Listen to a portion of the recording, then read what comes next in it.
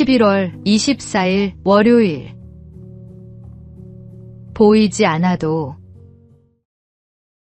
지난 9월 광주 국제양궁장에서 열린 세계 장애인 양궁 선수권대회 시각장애인 종목 경기는 특별했습니다. 선수들은 짙은 선글라스를 쓰고 손등에 촉각으로 조준 틀을 맞추며 활시위를 당겼습니다. 스포터는 16시 8 같은 짧은 호출로 방향을 알려주었고, 선수들은 그 안내에 감사하며 관역을 향해 화살을 날렸습니다. 한국이 시각장애인 부문 세계선수권에 도전한 것은 이번이 처음이었고, 2명의 선수가 동메달 결정전까지 진출해 값진 성과를 거두었습니다.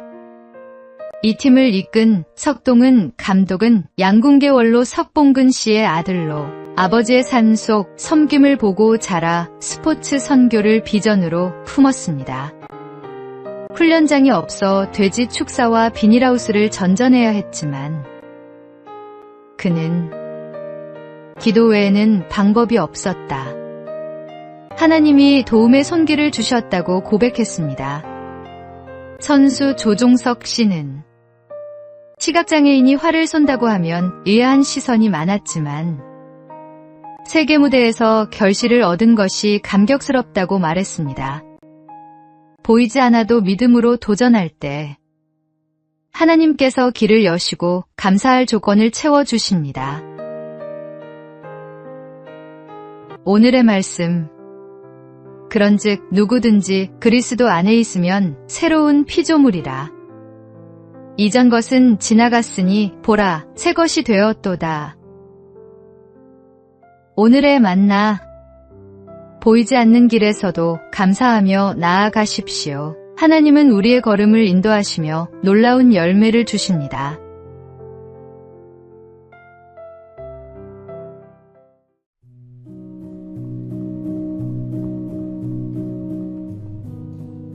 (11월 25일) 화요일. 생명의 돌. 아프리카에서 사역하던 한 미국 선교사가 어느 마을을 방문했습니다. 마을 입구에는 작은 개울이 있었는데 건너오는 사람마다 머리에 큰 돌을 이고 개울을 건넌 뒤 돌을 내려놓고 가는 것이었습니다. 이상히 여긴 선교사가 이유를 묻자 한 주민이 대답했습니다.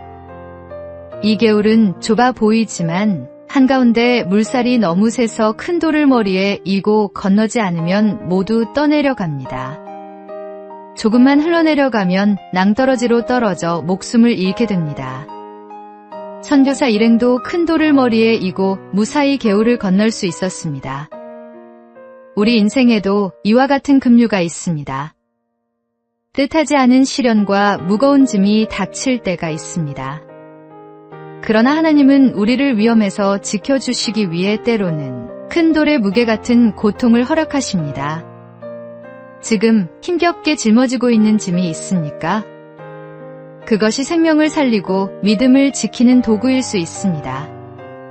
짐스럽게만 보이는 돌이 사실은 하나님께서 주신 생명의 돌임을 기억하십시오.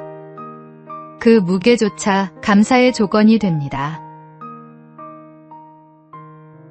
오늘의 말씀. 인내를 온전히 이루라.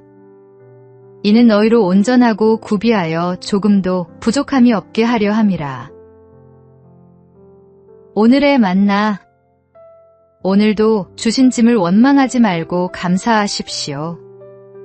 하나님은 그 무게를 통해 우리를 지켜주십니다.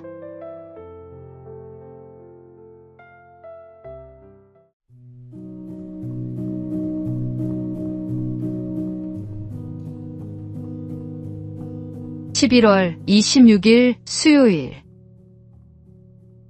유혹을 거절하다. 중국 춘추전국 시대, 노나라에 복무제라는 사람이 있었습니다. 그는 신부라는 고을의 원님이었는데 어느 날 제나라 군사들이 쳐들어왔습니다. 성문을 닫아야 했지만 성밖 들판에는 노랗게 익은 보리가 있었습니다. 대신들은 백성들에게 닥치는 대로 추수하게 하자고 권했지만 복무제는 단호히 거절했습니다. 결국 곡식은 모두 약탈당했으나 그는 이렇게 말했습니다. 백성들이 남의 곡식을 공짜로 얻는다면 앞으로 땀 흘려 일할 마음을 잃고 남의 것을 쉽게 빼앗을 수 있다고 생각할 것입니다. 그 해악은 10년이 지나도 고칠 수 없습니다. 우리도 종종 왜 나에겐 행운이 없을까 생각합니다. 그러나 하나님은 우리가 불로소득에 기대어 인생을 흐트러뜨리도록 내버려 두지 않으십니다. 성실히 땀 흘리며 사는 삶이 결국 가장 안전하고 복된 길임을 아시기 때문입니다.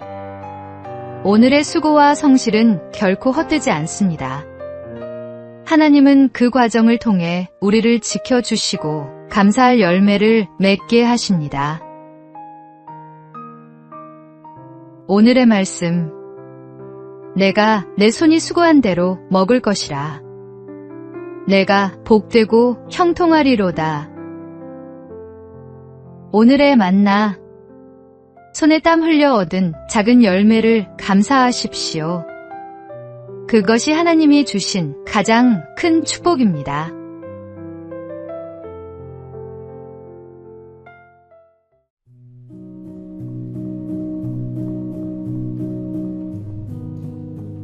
(11월 27일) 목요일. 편의점 불빛. 매일 같은 시간 편의점에 들러 삼각김밥 하나만 사가던 손님이 있었습니다. 여러 달 동안 이런 일이 반복되자 편의점 사장님은 걱정이 커져갔습니다.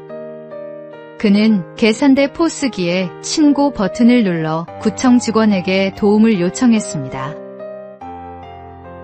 뭔가 사정이 있어 보이는데 이분을 도와주세요.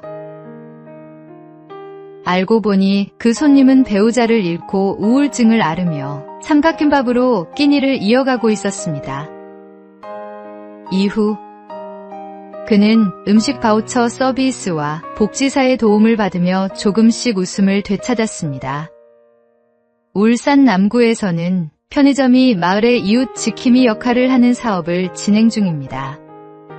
편의점은 간단한 끼니를 해결하러 자주 들르는 곳이기에 사각지대의 이웃을 가장 먼저 발견할 수 있습니다.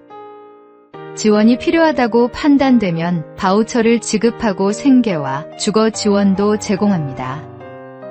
지난 10개월 동안 실업급여가 끊긴 실직자, 보이스피싱 피해를 당한 중년 여성, 외로움에 시달리던 어르신 등 수많은 이웃이 편의점을 통해 도움을 받았습니다. 편의점 사장님은 말합니다. 편의점 불빛이 단순히 물건을 파는 곳이 아니라 동네를 지켜주는 따뜻한 눈이 되고 있다니 뿌듯합니다. 작은 관심이 생명을 살립니다. 오늘의 말씀. 내 이웃을 내 자신과 같이 사랑하라. 오늘의 만나. 오늘 주변을 돌아보며 도움이 필요한 이웃이 있는지 살펴보십시오. 작은 관심 하나가 누군가에게는 삶의 희망이 될 수 있습니다.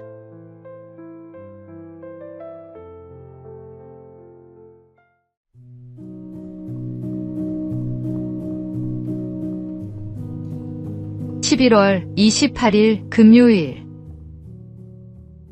끝까지 지킨 신뢰. 미국의 평범한 두 친구는 젊은 시절 농담처럼 한 약속을 나눴습니다. 만약 우리 중에 누가 먼저 복권에 당첨된다면 그 돈을 반씩 나누자. 그로부터 수십 년이 흘렀습니다. 이제는 서로 연락도 끊기고 얼굴도 잊을 만큼 멀어진 사이가 되었습니다. 그런데 정말로 한 친구가 복권에 당첨되는 일이 일어났습니다. 당첨금은 무려 2억 달러. 누구도 그 약속을 기억하지 못했고 말하지 않으면 세상 그 누구도 모를 일이었습니다. 그러나 그는 오랜 수소문 끝에 친구를 찾아내어 당첨금을 정확히 절반으로 나누어 주었습니다. 사람들이 놀라며 이유를 묻자 그는 담담히 대답했습니다. 수십 년 전이지만 우리는 그렇게 약속했습니다. 그래서 지킨 것뿐입니다. 굳이 지키지 않아도 될 약속이었지만 그는 끝까지 그 약속을 붙들었습니다. 약속은 말로만이 아니라 삶으로 지켜질 때 신뢰와 진실을 드러냅니다. 신앙도 이와 같습니다. 하나님께 드린 서원과 이웃 앞에서의 약속을 끝까지 지켜나갈 때 그 믿음은 감사의 열매가 되어 우리의 삶을 더욱 풍성하게 합니다. 오늘의 말씀. 내가 하나님께 서원하였거든 갚기를 더디게 하지 말라. 하나님은 우매한 자들을 기뻐하지 아니하시나니 서원한 것을 갚으라. 오늘의 만나. 말이 아니라 행함으로 드러난 약속의 신실함이 하나님께 영광이 됩니다. 오늘 작은 실천 하나로 11월을 감사와 믿음으로 마무리해 보십시오.